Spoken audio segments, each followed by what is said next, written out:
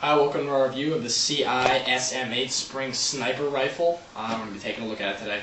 First of all, the box, pretty standard stuff, so let's get the top off and take a look at what's inside. Alright, the first thing you notice when you open up the XM8 box is that it comes with a lot of accessories, so let's take a look at those. First is this red dot sight. This is actually unfortunate because when you open the box, at first you're very pleased that they gave you a free set of optics for the gun, but then you realize what a really low quality red dot sight this is. I don't recommend using it. It's inaccurate. It'll actually make your gun less accurate. It's almost impossible to get on the rail system that comes with the gun, so I just forget it. We just held on to it for purposes of the review. Next, we have the two barrel extensions for the gun. One, we have this sort of flash hider device, heavy barrel, and then we have the suppressor. The flash hider just slips onto the end of the barrel, so it's not very secure. If you like it cosmetically, I guess you could glue it on there, but you have to be careful because then you wouldn't be able to put it in the box. Really doesn't alter the gun in any way. And then we have the suppressor, which screws on. Doesn't really reduce noise. The gun's not all that noisy to begin with anyway. So, I mean, if you like the way this looks, you can put it on, although it doesn't alter the gun at all. Over here is where we have the little set of screws and knobs for mounting the red dot sight on the rail, along with the little advisory warning. And another accessory that comes with the gun is a free bipod. Now, bipods can be pretty expensive. They can be it can add $50 to $60 to your purchase. So it's kind of nice that it comes with a free one that's designed for the gun. It's got the same tan finish as the gun. Unfortunately, everything here is plastic. The only metal part is the part that mounts the gun. It's an okay bipod. It's nothing special, but it's free and it fits the gun pretty well. So I'd recommend it if you're looking for that extra bit of accuracy, as the gun is a little bit heavy sometimes. And all right, now let's take a look. Get the gun out of the box. All right, so this is the gun out of the box. As you can see, it's a pretty standard size. It's got a rubber foregrip here, a little bit of a stiff rubber foregrip. It's got a plastic carrying handle, although this is a little bit flimsy, and it's also screwed onto the gun here and here, so I'm not really sure about hauling it around by this handle. You have a rubber butt plate down here as well for your shoulder on this stock, which is extendable. You just take this little tab here and push it in and pull it out. The stock I think it's a 6-point adjustable stock, but as you can see, it's very temperamental. Right now, it took a lot of force to get it in, and when it's fully out, it's kind of wobbly and sort of destabilizes the gun. So unless you really need it out, I'd recommend keeping it in. In addition, this butt plate, while it's a nice addition, it comes off very easily because it tears down here. So we have some Scotch tape in a sort of vain attempt to get it to stay on. It didn't. It doesn't really work, and it often falls off in the middle of a match and can be very hard to find on the grass or on the forest floor. Down here, we have our barrel extensions, as we said.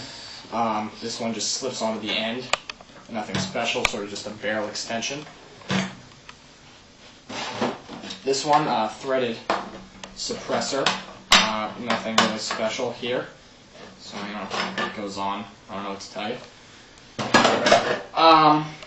So then we have the gun itself.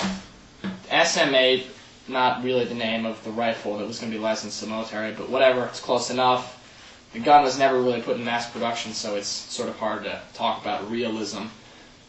This rail that you see on the top is actually standard with the gun. It's just a little tan rail that fits most optics and such. Right now we have it on top of the gun. We have a scope on there. But you also have the flip-up iron sights. One just flips up here, and the little notch in the middle, it's sort of hard to see, can actually be flipped back and forth to adjust for wind, which is nice when you're doing a quick adjustment. You don't need any tools, but it can sort of get knocked out of place. And then to complete that, you have a peep sight in the back that you just pull right up out of the gun. And this is a very small peep sight. It was a little optimistic maybe because the gun really isn't all that accurate.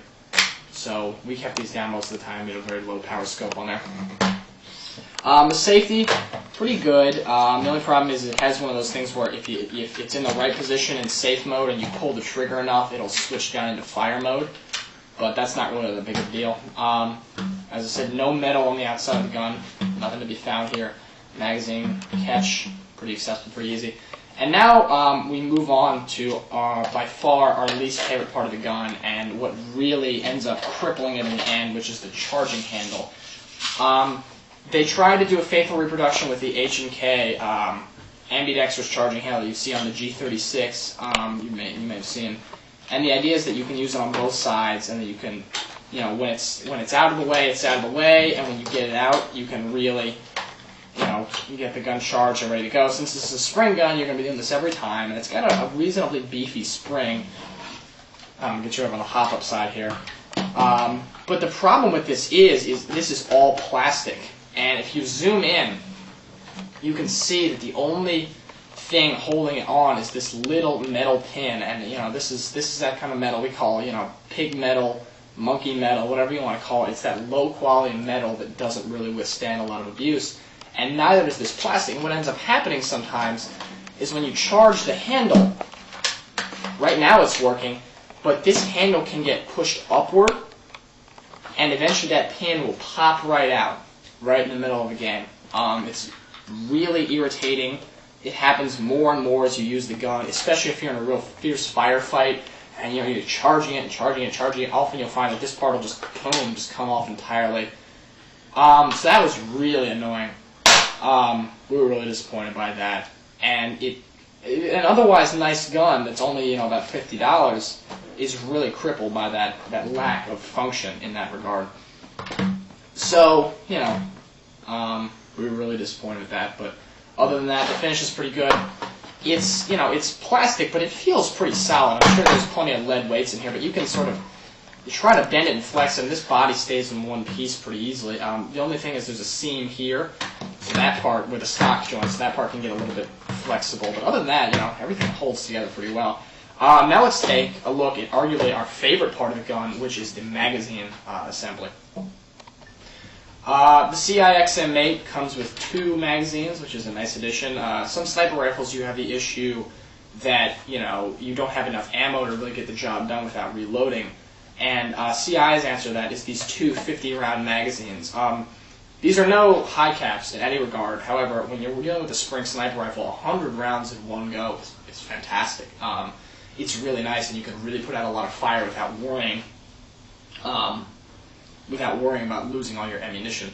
Another great feature of these magazines is not only are there 2 of them, but they're actually the real interlocking magazine style like you see on the H&K guns, which is a really nice addition, especially in such a reasonably priced spring gun.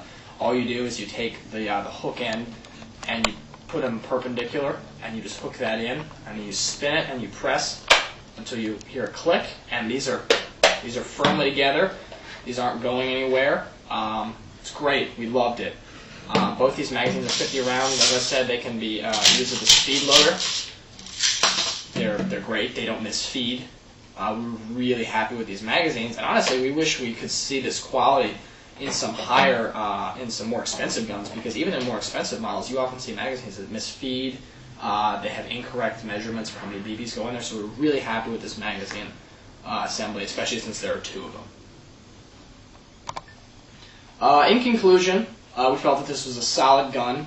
As we said, it comes with a lot of stuff, so there's some versatility there. Also, the rail system, it mounts up here, but it also mounts down here. So if you want to put on a laser sight or a flashlight instead of a scope or maybe a red dot sight, you could do that.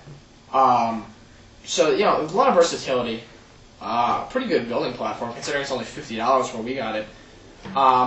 So, all in all, a good beginner spring rifle. A lot of people make the mistake of making their first airsoft gun a sniper. And I wouldn't say that's always a mistake, but, airsoft sniping is sort of difficult, and it can be really expensive. So this is a good starter gun if you just want to plink around in your backyard especially.